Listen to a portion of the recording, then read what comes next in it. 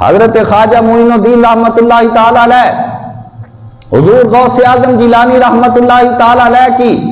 خدمت کے اندر حاضر ہوئے تو غوث پاک سرکار نے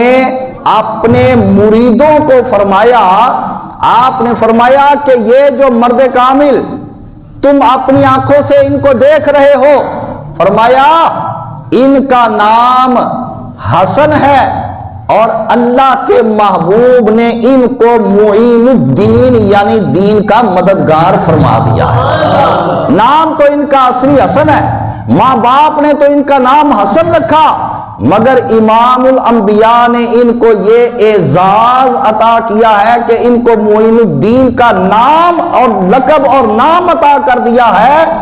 تو معین الدین کا معنی ہے دین کی مدد کرنے والا۔ دیکھ لو اصلی نام سے آج آپ کو صرف علماء ہی جانتے ہوں گے، ورنہ عوام الناس کے لوگ ان کے سامنے آپ کا اصلی نام لو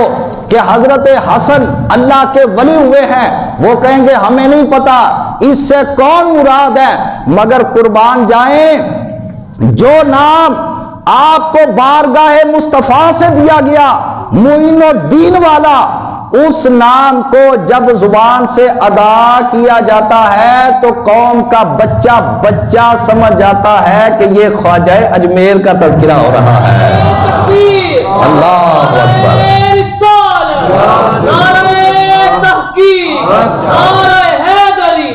حضور غوث اعظم رحمت اللہ تعالی علیہ نے اپنے مریدوں کے سامنے آپ کو دعا بھی دی اور ارشاد فرمایا، آپ نے فرمایا کہ ای مرد از مقتدائے مشایخ روزگار خواہد بود کہ بسیارا از دولتش بمنزل رسیدند۔ فرمایا کہ یہ جو مرد کامل اپنی آنکھوں سے دیکھ رہے ہو، یہ مشایخ کا مقتدا ہوگا، یہ مشایخ کا پیشوا ہوگا، یہ مشایخ کا امام ہوگا، اور بہت سارے لوگ ان کی برکت سے اور ان کی وساطت سے منزل مقصود کو حاصل کر لیں گے۔ زور سے کہو ذرا۔